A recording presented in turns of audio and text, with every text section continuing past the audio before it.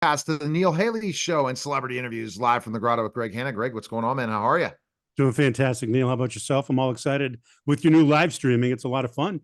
Oh, it is a total lot of fun. I love it. It's another way to, increase the brand and have fun conversations and people to check it out. And then it just pops up somewhere in video and 1080 quality. That's the big thing, is having video that's the best quality possible. And I know you're excited about our guest, just to hear his story the first time. Having a part two is really exciting. And we are talking in the green room. And so I'm excited to welcome author Brian Cuban, the brother of Mark Cuban. Brian, thanks for stopping by, man. And you're talking about, before we get into questions that Greg has for you, how being an author is a full-time job, and the fact that you have to do a lot of the marketing yourself. You have to be really willing to reach out because there's so much work involved in just posting on social media and sending an email out to a couple people, right? Sure. Well, marketing is a full-time job for sure. And I've learned a lot of lessons, and especially if you don't have that, like I said, if you're not Gary Vee or someone and you don't have that massive audience, you're literally selling, in the million person email list, you're literally selling one book at a time. So you have to start 7, 8, 9 months in advance and start your marketing. And a lot of authors don't do that. So they all of a sudden, they're 2 months before, they post it on Facebook, they post it here or there, and they just don't get the sales they want because they didn't do the work. And a lot of them, they're not willing to do the work because you have to set shame aside and be willing to take no, and be willing to take, why are you sending me this? Don't send me this again. And just let it roll off you to build that opt-in list of people who are opting in specifically for your book, right? And Totally. I've started early. That's what we were saying. I started early because I have 10,000 LinkedIn connections. I am messaging every single one of those with a synopsis of my book. I'd like you to opt in because you don't want to spam people. So you have, this is our opt-in reach out, and a lot of them do. And so I do that on Facebook too, where you're going to get a higher percentage of opt-ins because you have a more intimate relationship. You tend to have a more intimate relationship, online intimate relationship with your Facebook connections. The problem with Facebook is they throttle you. So you have to start early because you Yeah. send 100 and they'll shut you down for 3 days. Right. The rule is, and I've shown where you don't even show a link after you send 50. Here's a tip for you. And we'll get right to Greg's first question, is you basically go ahead, you shoot no link, then you go into links after that, because they can let you send as many messages. But when you send some sort of link, they nail you. Yeah, and So I don't send links. For this time around, I avoided that. I used links from my last book, and it was a pain. I avoided that. I just send a message with a synopsis, and I just asked them to opt in, right? So I'm not asking them to buy anything. I And got it. so what I've done is, now when the book comes out or when it goes into pre-order, rather than going to each person, I have everyone in one place All because I right. have an opt-in email list. Yeah, that You're makes getting sense, it. Brian. So, Brian, hey, you're a hard hitting, scrappy entrepreneur. I can tell. Were you born with that? Did you develop that? Not at How did all. you I get learned there? a lot of lessons from my brother Mark. I don't consider myself an entrepreneur. I hate no. I hate no. I'm not a phone guy. Where you got to get on the phone and cold call. Although I guess these emails are kind of like cold calling, but no, I've never been that way. I mean, I've been a lawyer, and now I'm a writer. So I hate that stuff. I was not born with the entrepreneur gene like Mark was. I So mean, how are you? Oh, Mark Real was go out quick, ahead. selling stuff door to door at 15 years old. yeah, that wasn't you, right? But what's it like? I mean, your brother's is a famous celebrity entrepreneur for that group of people that are into the business community that watch Shark Tank, that type of things. I mean, we're not talking Clark Gable level, but we're talking, for a celebrity entrepreneur, who's a really well-known guy on the planet. What's that like for you? Does it find you find it more helpful in your life, less helpful? I mean, obviously, selling my books, yeah, it's helpful. People know my last name. Last name branding is very important. There's there are aspects that at one time were annoying. Now nothing annoys me because I've heard it all. And you get email pitches, send this to your brother Mark, or even from my speaking, you get the email that says, "Hey, we really like you to come out, but we really like for you and Mark to speak together. And just say you want my brother Mark to come speak at your event, and the event will have nothing to do with what I do, right? Yeah. It's some techie event or some empowerment, right? Speaking empowerment kind of, who's the guy, Tony Robbins, whatever kind of event. And it has nothing to do with what I do, but you both can speak together. Just come on, I've heard that one before. So you get all those kinds of things, but now I just let it roll off me. Now, so I wanted to talk about what makes you different with Mark growing up. How are you guys different? Mark was always outgoing. I was always very shy and very withdrawn, very middle child syndrome. That's a huge difference. Wow. I was very, Mark had a vibrant social circle. I really didn't have any friends. We're all different. We have a younger brother, we're all very different people, and that's great. Yeah, that's crazy. Speaking of what you just said, Brian, you're a lawyer, and if you want to bring your brother to speak at the Association of Legal Administrators, I know they'd love to hear from both of you. So I'll just throw that out there. Mark, why would Mark speak at the Association of Legal Administrators? Right. And now I have spoken to the Association of Legal Administrators at 2 different events, so they know who I am. But well, that's great. Yeah, but yeah, I can't imagine Mark would have something to say to the Association of Legal Administrators. I never say no for him, but what I say is you got to email him directly. Right? Yeah. I'm not his pitch guy. If you're his pitch guy, you'd stay busier, right? I'm not his. I'm not his. I don't publicist or agent or whatever. You're not Mark's manager. Brother. That's it. No. And when some of the story, Greg, that's unbelievable about how rock bottom Brian hit, which we'll talk a little bit about. I want to hear about. I want to hear about some that. of that stuff is, and that's where we go back to. But I think when you kind of talk about his story, I mean, honestly, at one point, with you going to become a lawyer, you were on the trajectory to be bigger than Mark at first, right? No, I don't know. How many lawyers are bigger than Mark? No, but not Mark. That was Mark then. Like how much younger were you when he hit it big time, when he finally sold to Yahoo? Were you already an attorney? Yes. Okay. So you were more successful with him at one point in time. No, never. Mark was ultra successful well before Yahoo. I mean, how you define success can vary, but in terms of monetary, no.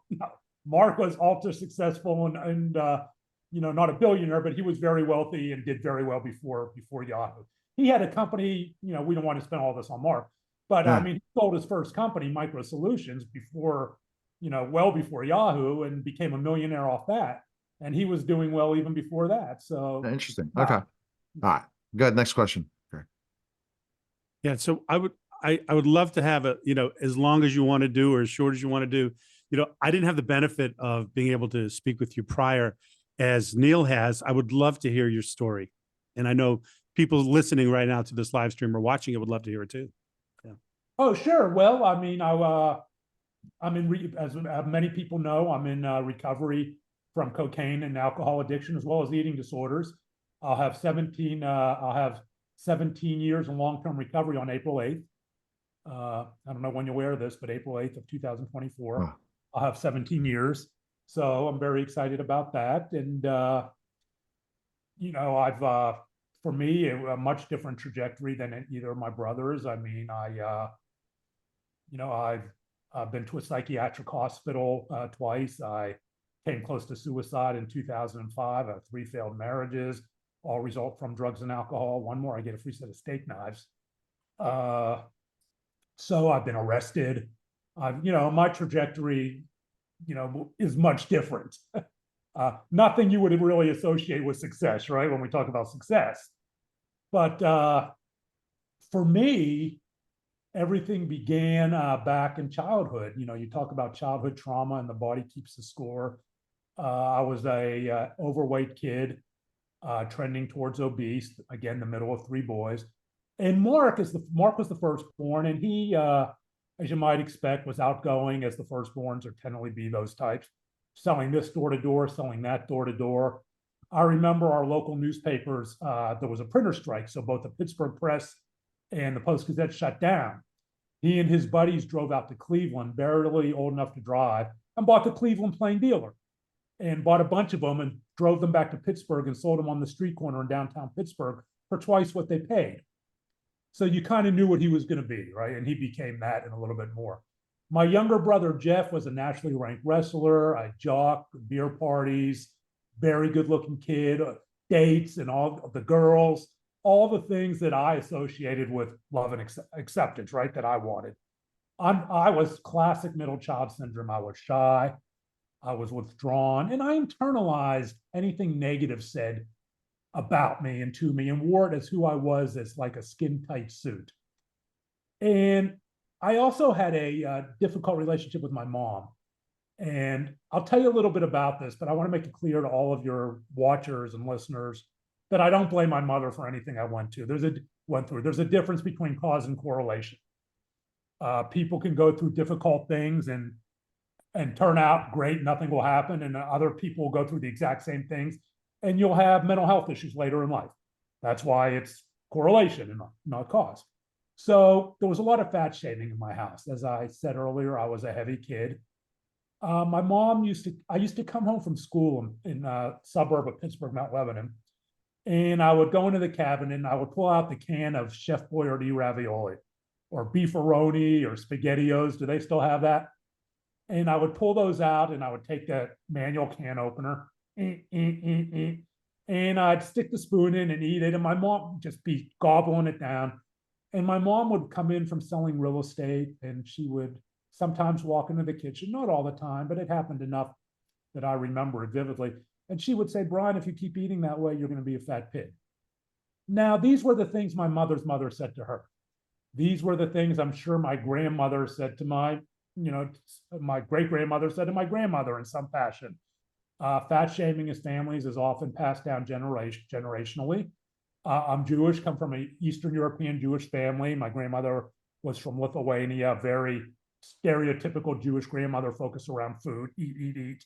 And unfortunately, she also had a very verbally and mentally abusive relationship with my mother. My grandmother was, according to my mom, a diagnosed schizophrenic.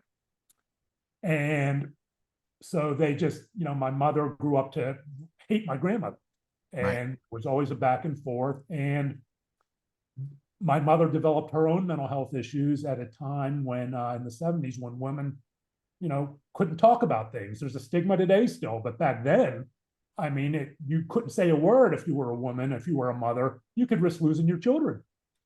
So it was kind of just under the current and hush hush, like it was contagious and spoken about, but not understanding these things, right? Hearing these things from my mom, I grew depressed.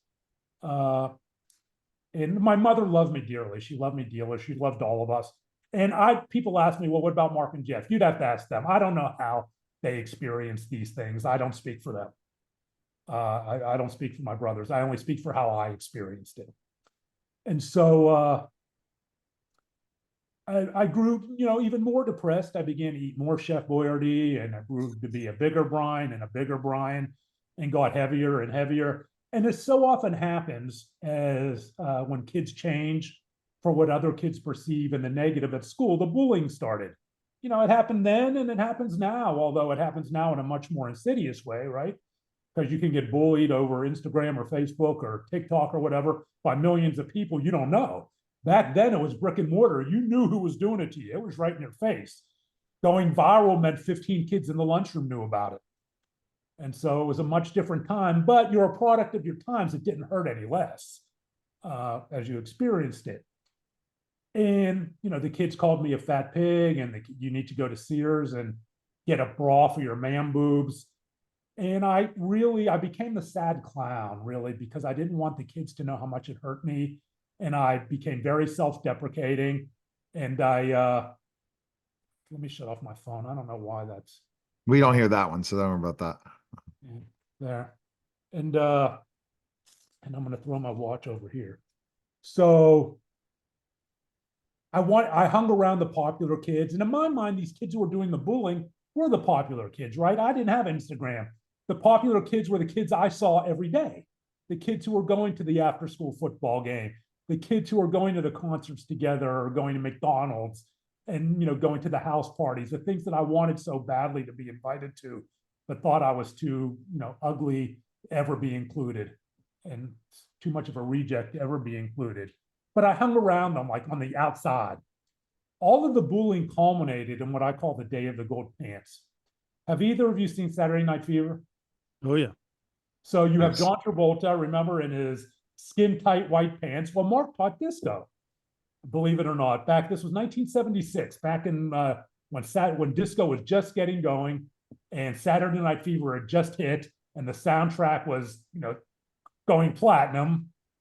And Mark was coming home all the time in these bell-bottom pants, flowers and platform shoes. And one day he gave me a pair of his pants, his disco pants, and they were these shiny gold satin bell-bottom disco pants. He came into my room and he asked me if I wanted them. I said, sure. I mean, I love my brother, and he gave me these pants. But Mark wasn't a big guy. The pants fit him fine. I had to jump up and down, spray the water bottle. My butt looked like 15 cats trying to get out, but I didn't care. I wore those pants to school, and the kids made fun of them, and my stomach was hanging out. And I'm walking home from school one day with these kids. Again, it was the group of kids who were the bullies, but the popular kids. And so I hung around them, and they're in their little group, and we're walking on a sidewalk. It's a mile walk from the school to my house along this busy street. And I'm wearing my shiny gold bell-bottom disco pants. And they start making fun of them. And I'm laughing it off. Yeah, I know. You need to take out a belt loop, Cuban. Yeah, I'm going to do it when I get home. All that kind of stuff. And one of the kids pulls at the seam where the zipper is, just pulls at it, reaches out and it rips. And another kid goes, ooh, he pulls and it rips some more. And within seconds, these kids were on me like a pack of wild dogs. They physically assaulted me on that street, on that sidewalk.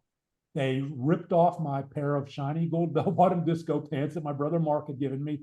And they threw the pieces, the shreds, into this busy street. Down to my Fruit of the Loom tighty whities, my 3-ring tube socks that you had in the 70s, my Keds tennis shoes, and I had a Pittsburgh Pirates t-shirt on. And they walked down the street high-fiving like kids will do, like they had done the funniest thing ever. I wait for traffic to clear, and I go out and pick up the shreds, and I put them over my tighty whities, and I waddle home. And I'll tell you, that mile walk might as well have been from Pittsburgh to California. That's how long it seemed.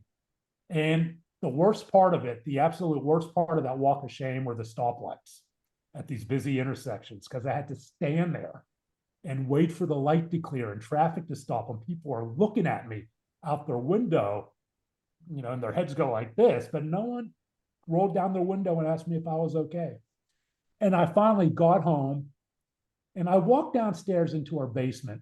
The house was empty. It was funeral quiet. And I remember like it was yesterday, the stairs creaked. We had these blue painted old wooden stairs down into the basement, and it was a pretty steep decline. And the stairs creaked. And with every creak, I felt it was like ripples on a pond, right? Throwing a rock into the pond, where the ripples of the sound went out to my father, who ran an auto trim shop about 5 miles away, where he said, you're worthless, you son. And he wouldn't have done that. And rippled out to my mother, who'd say, I told you so. And, and she wouldn't have done that. She loved me dearly. Rippled out to my brothers, who would say, dude, you can't stand up to bullies. You're not one of us. And of course, they wouldn't have done that. They would have gone and kicked their asses. And I found a garbage can in that basement on that cement floor. And I pulled out the newspapers and the Chef Boyardee cans and all the other stuff. And I put the shreds of these shiny gold pants down at the bottom and covered them up, thinking, okay, that is going to hide my shame. I'll never think about this again. But that's not how trauma works. Trauma threads, trauma remembers, and trauma has a way of coming out for people when you least expect it, in a time of your life when you least expect it, and when you're married, when you're in law school, whatever, and it just, and because it's always under the surface when you don't deal with it. And Now, then boom. Yeah. Now, Brian, why is it that we do not think mental abuse versus physical abuse for children is wrong? why do we not look at specifically anything that's verbal abuse as strong as physical abuse? And Because it was that 1976. We were, I but mean, I still don't think it's happened today. I don't think it's been fixed uh, yet. being in, because I'm in that bubble, I see more outreach and more awareness. But you're right, and it's going to depend on it can depend on so many things, guys. It can depend on culture. You can be in a culture where it's accepted, right? It can depend on a lot of different. You could be, it just you might not be growing up in a way that it is talked about within the family unit. And so, and again, there might be a generational avoidance. There are so many factors that come into play that are so varied that it's hard to just generalize. But overall, I can say that I believe, just societally, in a societal way, there is more awareness There is that more, but verbal not abuse, enough. not enough, that verbal abuse can cause many, many issues. Yeah. So Brian, that was a real painful story. Thank you for sharing that. I'm sure you've said it many times by now. I was hanging on every word and actually there with you, and it was very upsetting. How has that shaped you in your adulthood, in your career Uh, at this point? it had a massive impact on me because, again, cause and correlation are different. I can't say that was the only thing that had an impact. Obviously, I had trauma at home, verbal trauma at home, and other verbal trauma at school, physical trauma. I was assaulted. So there are many things, genetics, I was socially awkward as it was. Many things come into play, environmental variable and social variables. But it was right around then when that one thing happened that I first remembered looking at my reflection, seeing a reflection that was basically a monster not worthy of love and who would never be loved, never have a girlfriend. I didn't kiss my first girl till I was in law school. You know, and so I can look at that as a snapshot in time. And I believe that everyone is an accumulation of snapshots, right? Started going back to our earliest memories or even before we remember them, of love, of trauma, of pain, of joy, of happiness, and you string those together, to create kind of the framework of who we are that people don't see. They only see what we exhibit outwardly in our Photoshop and face smooth Instagram photos of our great life, right? They don't see the snapshots underneath. And so that was the first major snapshot that I remember of that sort of began to shape how I saw myself as a human being. And I carried that to Penn State University through, the finish of high school and Penn State University, where it really began to manifest itself. And at Penn State University, it's funny, I remember this one event at Penn State. And my father had just driven me up. It was freshman. It was the first day. All the freshmen were unpacking, and I was living in a dorm with 3 other guys.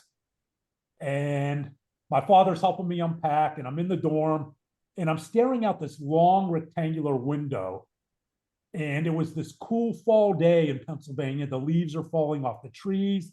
You could just feel the snap in the air, right? Pennsylvania, central Pennsylvania, snap in the air of fall. And like you might feel like maybe in Chicago or somewhere else. And I make eye contact with this curly brown-haired girl who's out in the parking lot with the trunk open of her car, and her parents are talking among themselves. She's talking to this girl next to her, and she looks at me, and our eyes meet, and I start sweating. And I imagine my entire life with this girl within a space of 5 seconds.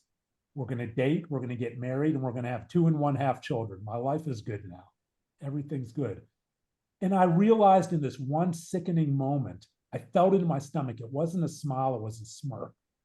She turned to her friend just like this. They say something to each other. She turns back to me, puts her hand over her mouth. Ugly, ugly.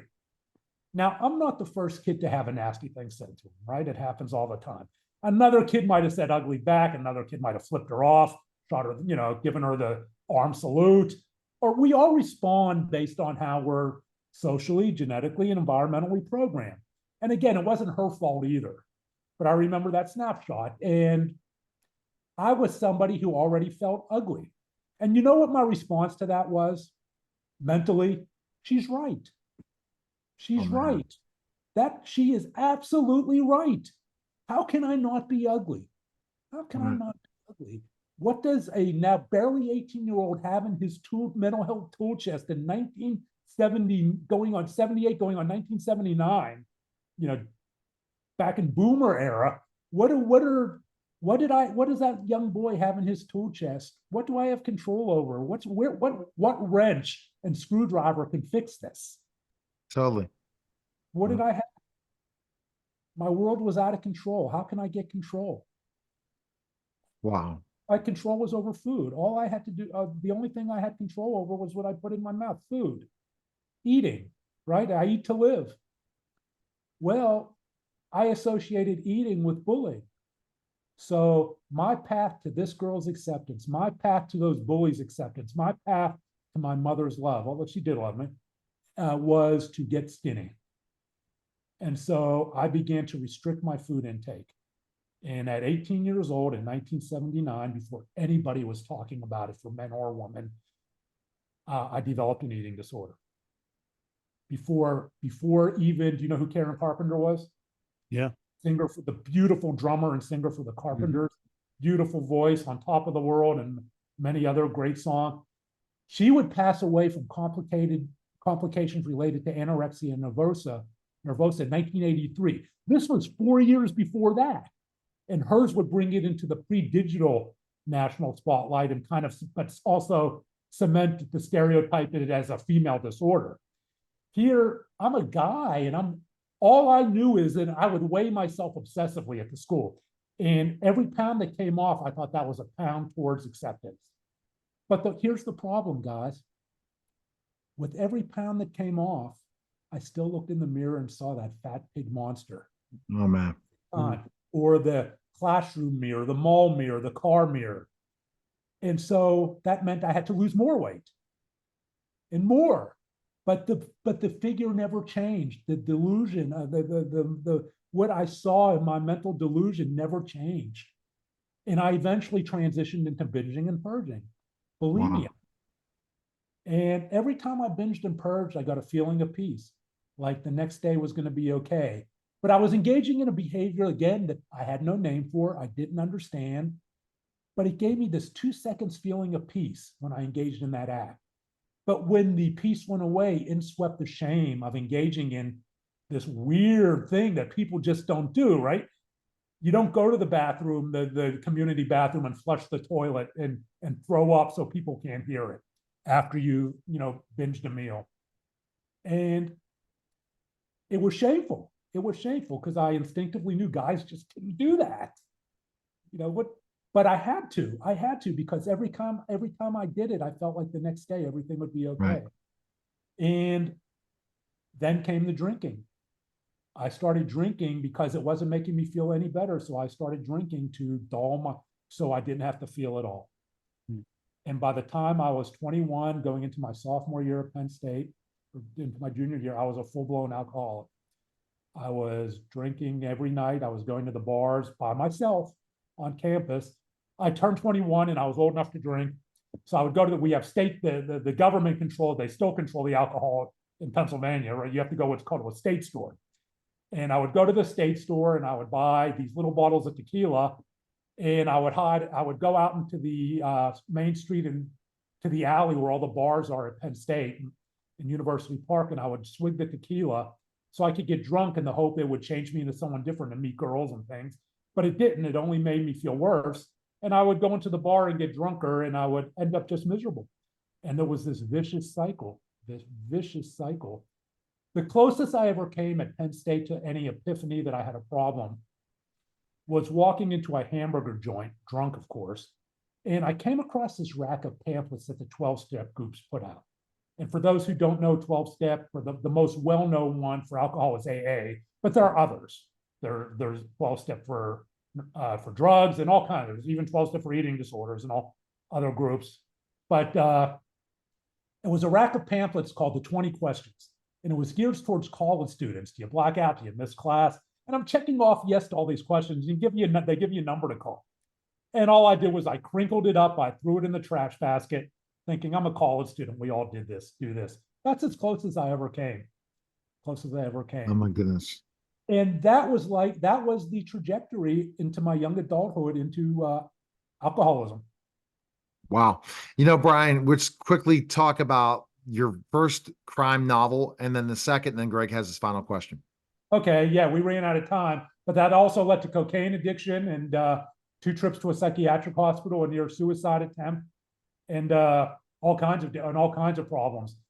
But yeah, let's go. All right, so let's talk about latest books. Go ahead with the first one out, and then the second one's coming Well, out. I've written 4 books actually. My first book was self-published. It was a memoir well ahead of its time called Shattered Image. It was about my struggle with body image, which I am going to rewrite in 2025 for a new audience. The second book I wrote was my more traditional memoir that's more well known, called The Addicted Lawyer: Tales of the Bars, Booze, Blow, and Redemption, which outlines my struggles as a lawyer with drugs and alcohol. And then my first novel was called The Ambulance Chaser, set in Pittsburgh, about a lawyer falsely accused of the murder of a high school classmate 30 years prior. And he goes on the run across the country to try to find the one person who can prove his innocence. In my current novel, my most recent crime thriller that will be released in December of this year is called The Body Brokers. And it centers around the fentanyl overdose crisis. It is the same character from The Ambulance Chaser who goes to pick up his girlfriend for their anniversary and finds her dead of a fentanyl overdose. But he suspects that she is murdered. And he travels into the kind of the belly of the beast, travels to Philadelphia, the Kensington area of Philadelphia, to prove she was murdered. And this centers around that. Wow.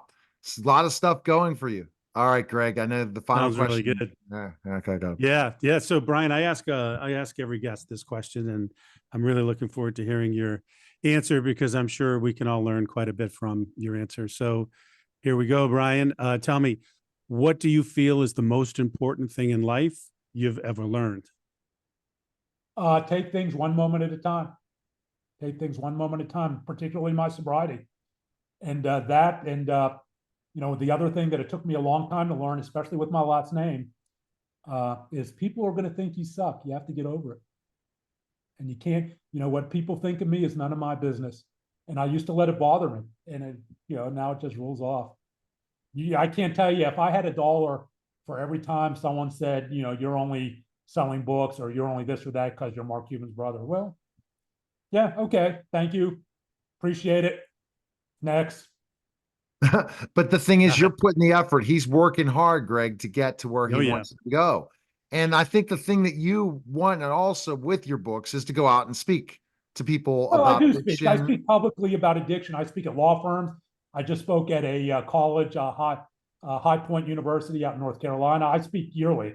I do a lot of public speaking about addiction. You definitely bring that inspiration that people can overcome those things for sure. And best place to go. We do recover. Recovery is possible. It follows a different trajectory, and there are detours, and there are often steps backwards. It's rarely a straight line, but and that's especially important in an era where we are going to set another record for fentanyl overdose fatalities. Will these books be movies ever or series? The Ambulance Chaser has been optioned. The screenplay is now complete, and we are going to be pitching it soon. See, there you go. Then you're going to be, it'll be a different trajectory for Brian Cuban compared to your brother, and you never know. Well, Mark's been in a few films, but we'll see. Getting optioned and actually getting somebody to put up the money to make the movie are two different things. So we'll see how it goes. All right. Well, fantastic. We appreciate it. Best place is your website, right? For people to find it. www.briancuban.com. All right. We thank you, sir. Yeah, all right. That was a great talk. That was a special simulcast of the Neil Haley Show and celebrity interviews live from the Grotto. Greg Hanna, guys. Take care.